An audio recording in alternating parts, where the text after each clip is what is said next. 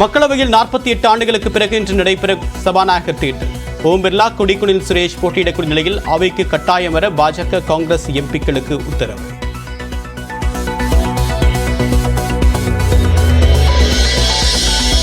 மக்களவை துணை சபாநாயகர் தேர்தலிலும் போட்டி. இந்தியா கூட்டணி கட்சிகள் முடிவு.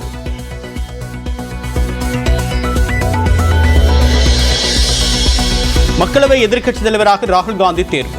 மக்கள் மன்றத்தில் ராகுல் காந்தியின் குரல் தொடர்ந்து பலமாக ஒலிக்கட்டும் என்று முதலமைச்சர் மு.க.ஸ்டாலின் வாழ்த்து.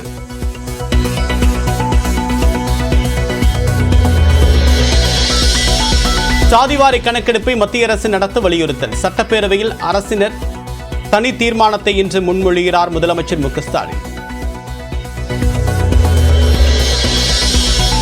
சென்னை மற்றும் புறநகர் பகுதிகளில் இடி மின்னலுடன் கனமழை. கூடலூர் பகுதியில் கனமழையால் போக்குவரத்து பாதிப்பு.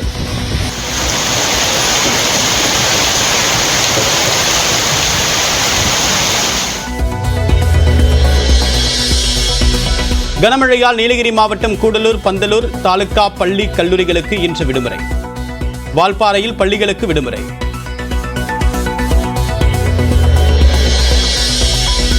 அடுத்த 18 மாதங்களில் 75,000 அரசு பணியிடங்கள் நிரப்பப்படும். சட்டப்பேரவையில் முதலமைச்சர் மு.க.ஸ்டாலின் அறிவிப்பு.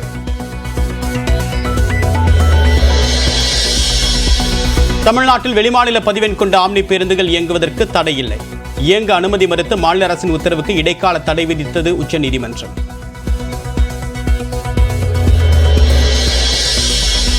கள்ளச்சாராயம் குடித்து பாதிக்கப்பட்டவர்களில் 20 பேர் கள்ளக்குறிச்சி மருத்துவமனையிலிருந்து டிஸ்சார்ஜ். கள்ளக்குறிச்சி மாவட்டத்தில் ஒரு வாரத்தில் 86 பேர் கைது செய்யப்பட்டதாக காவல்துறை விளக்கம்.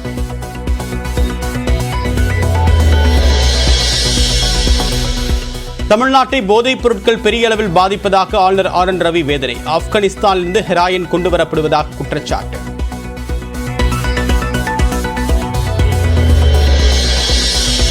கள்ளச்சாராய உயிரிழப்பு குறித்து சிபிஐ விசாரணை கோரி ஆளுநரிடம் அதிமுக மனு. இந்த விசாரணை உண்மையாக, நேர்மையாக, நீதி நிலைநாட்டப்பட வேண்டும் என்றால் சிபிஐ விசாரிக்கப்பட வேண்டும். அதைத்தான் ஆளுநரை சந்தித்து முழுமையாக என்னென்ன தமிழகத்தில் நடந்தது என்ற விவரத்தை எல்லாம் சுட்டிக்காட்டி நாங்கள் மனுவாக அளித்திருக்கிறோம். தமிழ்நாடு அரசை கண்டித்து மாநிலம் முழுவதும் தேமுதிக ஆர்ப்பாட்டம்.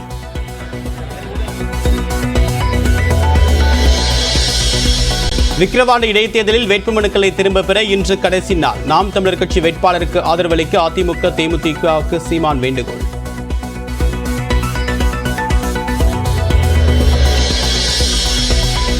திருச்சி சிந்தாமணி காவிரி பாலம் பகுதியில் திகிலூட்டிய 2 முதலைகள்.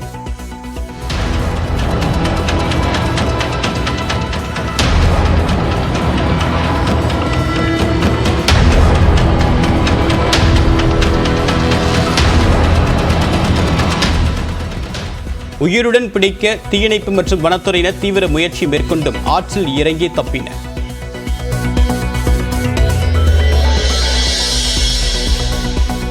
முன்னாள் அமைச்சர் எம்.ஆர். விஜயபாஸ்கரின் முன்ஜாமீன் மனு தள்ளுபடி. சொத்தை மிரட்டி வாங்கியதாக தொடரப்பட்ட வழக்கில் கரூர் நீதிமன்றம் உத்தரவு.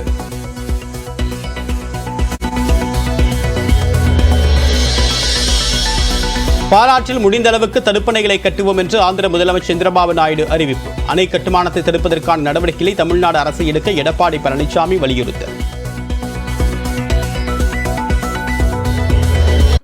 மக்களவை சபாநாயகரை தேர்வு செய்வதில் ஒருமித்த கருத்து ஏற்படாததால் 48 ஆண்டுகளுக்கு பிறகு இன்று சபாநாயகர் தேர்தல் நடைபெறவுள்ளது. தேர்தலில் பாஜகவின் ஓம் பிர்லாவும் காங்கிரஸ் கட்சியின் கொடிக்குனில் சுரேஷும் போட்டியிடுகின்றனர்.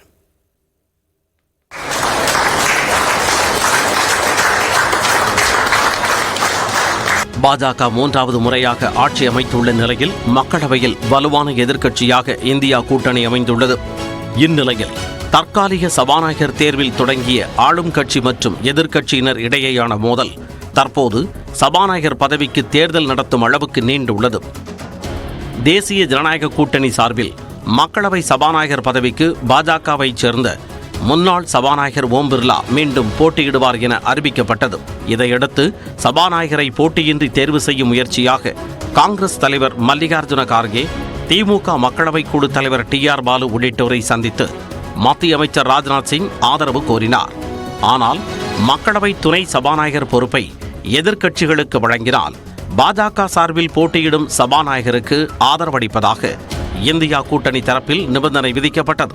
எனினும் இது குறித்து ஆலோசித்துவிட்டு பின்னர் தெரிவிப்பதாக கூறிய ராஜ்நாத் சிங் எந்த பதிலும் அளிக்கவில்லை எனவும் எதிர்க்கட்சி தலைவர்களுக்கு மரியாதை கொடுக்கவில்லை எனவும் ராகுல் காந்தி குற்றம் சாட்டினார். राजनाथ सिंह जी ने कल शाम कहा था कि वो खारगे जी को कॉल रिटर्न करेंगे. अभी तक राजनाथ सिंह जी ने खारगे जी का कॉल रिटर्न नहीं किया है. तो मोदी जी कह रहे हैं कंस्ट्रक्टिव कोऑपरेशन हो और फिर हमारे नेता को इंसल्ट करा जा रहा है. இதனிடையே செய்தியாளர்களிடம் பேசிய மத்திய அமைச்சர் பியூஷ் கோயல் துணை சபாநாயகர் பெயரை முடிவு செய்து விட்டுத்தான் சபாநாயகர் வேட்பாளரை ஆதரிப்போம் என்று காங்கிரஸ் நிபந்தனை விதிப்பதை ஏற்க முடியாது என கூறினார். पहले लोकसभा का उपाध्यक्ष कौन होगा वो पहले तय करें, फिर अध्यक्ष के लिए समर्थन मिलेगा. इस प्रकार की राजनीति को हम की निंदा करते हैं और मुझे लगता है कि अच्छी परंपरा ये रहती है कि लोकसभा निर्विरोध एक सर्वसम्मति से अध्यक्ष चुनता. இதையடுத்து சபாநாயகர் தேர்தலில் போட்டியிடுவது என இந்தியா கூட்டணி முடிவு செய்ததால் மக்களவை சபாநாயகர் பதவிக்கு 48 ஆண்டுகளுக்கு பிறகு தேர்தல் நடைபெறும் சூழல் உருவாகியுள்ளது. பாஜக தரப்பில் ஓம் பிர்லா மற்றும் காங்கிரஸ் கட்சி தரப்பில் கொடிக்குனில் சுரேஷ் ஆகியோரின் பெயர்கள் சபாநாயகர் தேர்தலுக்கு முன்மொழியப்பட்டுள்ளன. இந்நிலையில் இந்தியா கூட்டணியின் சபாநாயகர் வேட்பாளர் குறித்து தங்களுடன் விவாதிக்கவில்லை என கூறியுள்ள திரிணாமுல் காங்கிரஸ் எம்பி அபிஷேக் பானர்ஜி இது ஒருதலைப்பட்சமான முடிவு என கூறியுள்ளார். இதனிடையே பாஜக எம்பிக்கள் அனைவரும் இன்று கண்டிப்பாக அவையில் இருக்க வேண்டும் என கட்சியின் தலைமை கொறடா உத்தரவிட்டுள்ளார். இதேபோல காங்கிரஸ் எம்பிக்கள் இன்று நாள் முழுவதும் அவையில் இருக்க வேண்டும் என மக்களவை காங்கிரஸ் கொறடா கொடிக்குனில் சுரேஷ் உத்தரவிட்டுள்ளார். காலை மக்களவை கூடியவுடன் மீதமுள்ள எம்பிக்கள் பதவியேற்பிற்கு பிறகு சபாநாயகர் பதவிக்கான தேர்தல் இன்று நண்பகலில் நடைபெறும் என தெரிவிக்கப்பட்டுள்ளது. மக்களவையில் தேசிய ஜனநாயக கூட்டணிக்கு ஆதரவாக 293 எம்பிக்களும் இந்தியா கூட்டணிக்கு ஆதரவாக 234 எம்பிக்களும் உள்ளனர். இரு கூட்டணியிலும் இல்லாமல் 16 எம்பிக்கள் உள்ளனர். இதில் 4 எம்பிக்களை கொண்ட ஜெகன்மோகன் ரெட்டியின் ஒய்எஸ்ஆர் காங்கிரஸ் கட்சி பாஜகவின் சபாநாயகர் வேட்பாளரான ஓம் பிர்லாவை ஆதரிப்பதாக அறிவித்துள்ளது. இந்நிலையில் டெல்லியில் காங்கிரஸ் தலைவர் கார்கேவின் வீட்டில் நடைபெற்ற கூட்டத்தில் இந்தியா கூட்டணி கட்சிகளைச் சேர்ந்த மக்களவை குழு தலைவர்கள் பங்கேற்றனர். இதில் மக்களவை துணை சபாநாயகர் தேர்தலிலும் போட்டியிடுவது என முடிவு செய்யப்பட்டுள்ளது. மக்களவையில் சபாநாயகர் தேர்தல் இன்று நடைபெற இருக்கக்கூடிய நிலையில் இதற்கான நடைமுறைகள் என்னென்ன, சபாநாயகருக்கான அதிகாரங்கள் என்ன என்பது குறித்து வரைகலை மூலமாக விளக்குகிறார் சிறப்பு செய்தியாளர் லாவண்யா. மக்களவை சபாநாயகருக்கான தேர்தல் இன்று நடைபெறவிருக்கக்கூடிய சூழல்ல அதற்கான நடைமுறைகள் என்னென்ன, சபாநாயகருக்கான அதிகாரங்கள் என்னென்ன அப்படிங்கிறத பார்க்க போகிறோம். இந்திய அரசியலமைப்பு சட்டத்தின் 93வது பிரிவின்படி ஒரு தேர்ந்தெடுக்கப்பட்ட தேர்தலில் மக்களால் தேர்ந்தெடுக்கப்பட்ட மக்களவைக்கான சபாநாயகரை தேர்ந்தெடுப்பது என்பது கட்டாயமாகிறது. அதன்படி மக்களவை சபாநாயகராக தேர்ந்தெடுக்கப்படக்கூடியவர் மக்களவை உறுப்பினராக இருக்க வேண்டும். அவர் அடுத்த 5 ஆண்டுகள், அதாவது தேர்ந்தெடுக்கப்படக்கூடிய அந்த மக்களவைக்கான 5 ஆண்டுகளுக்கான சபாநாயகராக அவர் பதவி வகிப்பார். அது மட்டும் இல்லாமல் ஒரு முறை சபாநாயகராக தேர்வு செய்யப்பட்டவர் மறு தேர்தலுக்கும் தகுதியுடையவராக கருதப்படுகிறார்.